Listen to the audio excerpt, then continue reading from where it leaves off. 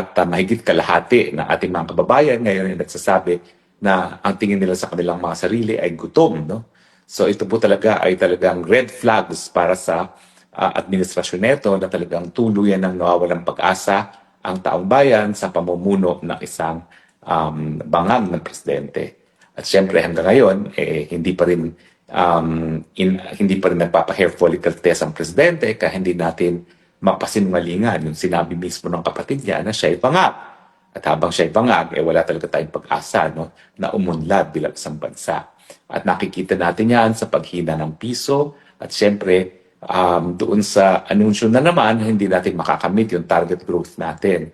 At may lumabas nga po pag-aaral na matapos ang 16 years, siguro inaalis natin yung panahon na merong COVID, ngayon lang po ang pinakmahina ang paglago ng ekonomiya ng Pilipinas. Siyempre, hindi na kasama yung panahon ng COVID dahil ang buong mundo naman ay sumemplang ng COVID kasi wala ang economic activity ng panahon ng COVID. No?